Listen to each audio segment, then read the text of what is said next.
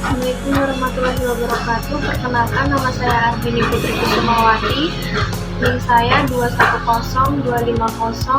2102505020067. Saya dari Fakultas Ilmu Komputer, jurusan Teknik Informatika. Di sini saya akan menjelaskan mengenai materi rekayasa perangkat lunak.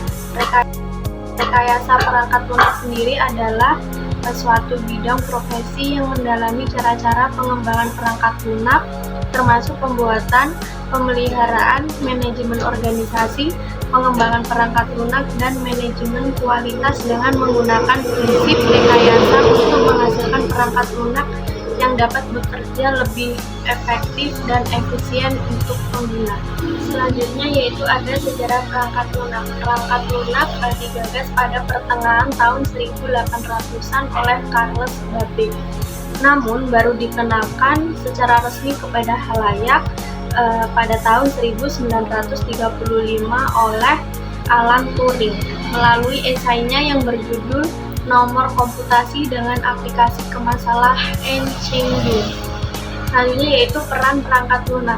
Peran perangkat lunak yaitu berfungsi sebagai aplikasi pembantu dalam kegiatan yang memiliki kaitan dan hubungan dengan komputer, misalnya yaitu mengkompres file atau mengcopy data atau menformat disket. Dari peran perangkat lunak sebelumnya, kita lanjut ke perancangan perangkat lunak. Definisi perancangan perangkat lunak itu sendiri yaitu sebuah proses yang menghasilkan sebuah model atau representasi yang menampilkan ketegasan, komoditas, dan kemudahan untuk dipahami. Selanjutnya ada analisis kebutuhan perancangan, yaitu ada 3. Yang pertama, data object description, proses specification, dan yang terakhir ada control specification. Selanjutnya yaitu ada prinsip perancangan perangkat lunak. Yang pertama yaitu ada proses perancangan tidak boleh menggunakan konsep tunnel vision. Yang kedua yaitu perancangan yang dibuat harus bisa ditelusuri pada analisis. Yang ketiga, hasil perancangan harus original. Yang keempat, ada desain harus ragam dan terintegrasi. Kemudian yang kelima, desain harus terstruktur dalam menghadapi perubahan. Dan yang terakhir yaitu desain yang dibuat harus bisa dinilai dan direview untuk melihat kesalahan semantik. Selanjutnya yaitu ada fase-fase perangkat lunak, yaitu ada 2. Yang pertama ada desain activities dan yang kedua ada desain produk. Dan yang terakhir yaitu ada contoh rancangan perangkat lunak. Contohnya seperti di atas ini. Lanjut pada pertemuan kedua yaitu materi mengenai produk dan proses. Proses merupakan rangkaian atau langkah-langkah untuk memandu proyek agar memperoleh produk yang sesuai, sedangkan produk adalah hasil akhir dari proyek perangkat lunak. Kemudian ada aktivitas fundamental dari proses rekayasa perangkat lunak. Yang pertama yaitu spesifikasi. Spesifikasi yaitu untuk menjelaskan fungsi utama perangkat lunak sesuai kebutuhan dan harapan pelanggan, konstruksi operasinya.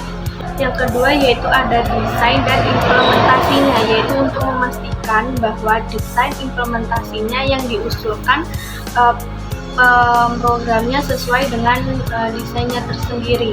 Dan yang ketiga ada verifikasi dan validasi, yaitu untuk memastikan bahwa desain implementasi perangkat lunak yang diusulkan pemrogramannya sesuai dengan desain itu, desain pelanggan. Selanjutnya saya akan menjelaskan mengenai arsitektur MVC. MVC itu sendiri adalah konsep arsitektur dalam pengembangan aplikasi berbasis web yang membagi aplikasi web menjadi 3 bagian, yang mana setiap bagian memiliki tugas masing-masing dan tanggung jawab masing-masing. Yaitu yang pertama ada model. Model ini bertugas untuk mengatur, menyiapkan, memanipulasi, dan mengorganisasikan data atau dari database sesuai dengan instruksi dari controller. Yang kedua ada view, yaitu bertugas untuk menyajikan informasi yang mudah dimengerti kepada user sesuai dengan instruksi dari controller. Kemudian yang ketiga ada controller itu sendiri, yaitu bertugas untuk mengatur apa yang harus dilakukan model dan view yang mana harus ditampilkan berdasarkan permintaan dari user. Namun terkadang permintaan dari user tidak selalu memerlukan aksi dari model, misalnya yaitu seperti menampilkan halaman form untuk registrasi user itu sendiri. Selanjutnya ada manfaat MVC. Yang pertama, mengorganisir aplikasi web yang berukuran besar. Yang kedua, ada mudah dimodifikasi. Yang ketiga, ada proses pengembangan lebih cepat. Yang keempat, ada perencanaan dan pemeliharaan yang mudah, mengembalikan data tanpa formatting, mendukung TTD, kemudian multiple view, dan yang terakhir ada SEO atau friendly platform. Dan selanjutnya yaitu ada framework Laravel. Laravel merupakan salah satu framework PHP yang dikembangkan oleh Tyler Otwell. Framework Laravel komponen pemrograman yang siap reuse atau bisa digunakan ulang. Digunakan bisa kapan saja. Contohnya ingin membuat halaman atau menyediakan fungsi pegging atau menggunakan fungsi-fungsi tersebut pada saat coding. Kelebihannya kerangka kerja yang lebih efisien, rapi, general, dan homogen. Yang terakhir yaitu ada materi yang ketiga mengenai studi kelayakan. Yang pertama ada jenis-jenis studi kelayakan, yaitu ada kelayakan teknis, yaitu untuk menganalisis apakah teknologi yang diperlukan untuk mengembangkan perangkat lunak. Kemudian ada kelayakan ekonomi untuk mengevaluasi apakah perangkat lunak yang menghasilkan keuntungan atau manfaat ekonomi yang memadai, yang biasanya melibatkan analisis biaya. Yaitu selanjutnya ada kelayakan operasional, yaitu untuk mengukur apakah perangkat lunak yang dikembangkan akan dapat dioperasikan dengan baik atau secara efisien dalam lingkungan yang ada. Kemudian ada kelayakan jadwal, yaitu menilai apakah perangkat lunak dapat sesuai dengan jadwal yang ditentukan. Kemudian ada kelayakan hukum, yaitu menilai apakah perangkat lunak dapat sesuai dengan batas waktu yang sudah ditentukan. Kemudian ada kelayakan sosial, yaitu melibatkan pertimbangan apakah proyek memiliki dampak positif atau negatif pada masyarakat setempat. Yaitu yang terakhir ada kelayakan lingkungan, yaitu mempertimbangkan dampak terhadap lingkungan apakah mematuhi regulasi lingkungan yang berlaku. Selanjutnya yaitu ada tahapan perencanaan pembuatan proyek itu sendiri. Biasanya ada pertanyaan semacam pertanyaan dalam pembuatan perencanaan proyek itu sendiri. Mengapa setiap jenis kelayakan itu penting dalam tahap perencanaan proyek? Karena tujuan studi kelayakan proyek itu sendiri untuk membantu dalam perencanaan proyek dan memastikan peluang pasar sebelum menjalankan suatu proyek, sebuah dokumentasi tentang manfaat dan kerugian dari inisiatif proyek yang diusulkan, serta memberikan lebih banyak informasi sebuah membuat keputusan itu sendiri.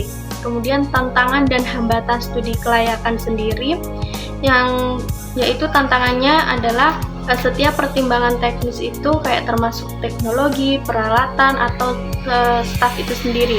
Kemudian survei pasar yang termasuk studi tentang pasar terkini dan strategis untuk pemasaran. Yang ketiga ada studi kelayakan operasional, mengevaluasi apakah struktur tim saat ini dapat mendukung inisiatif proyek ini sendiri atau tidak. Kemudian yaitu ada meninjau titik kerentanan proyek, yaitu akan meninjau dan menganalisis data untuk menemukan inkonsistensi sebelum membuat rekomendasi proyek itu sendiri. Selanjutnya ada hambatan. Hambatan itu tersendiri yaitu yang pertama tidak efektif dan efisien waktu. Yang kedua keoptimalan dalam bekerja atau ketenaga kerjaan. Kemudian yang ketiga kurangnya pendekatan masyarakat setempat. Yang keempat biaya yang tidak mendukung. Dan yang terakhir yaitu strategis perencanaan kurang karena kurangnya satu visi dan misi. Dan bagaimana cara menangani hambatan tersebut? Kita bisa tetapkan tujuan yang jelas dan dalam proyek tersebut, kemudian menjaga lingkungan atau lingkup agar tidak meluas keluar target. Kemudian yang ketiga, ada mengontrol biaya sesuai anggaran. Yang keempat, ada menyesuaikan segala aspek proyek. Yang kelima, memberikan hasil kerja yang berkualitas. Yang keenam, yaitu menyelesaikan pekerjaan secara tepat waktu. Dan yang terakhir, yaitu mendapatkan sumber daya yang tepat terlebih dahulu.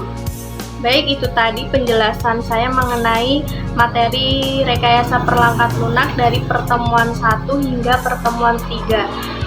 Saya Ardini Putri Kusumawati meminta maaf sebesar-besarnya jika ada kesalahan kata yang disengaja atau tidak disengaja.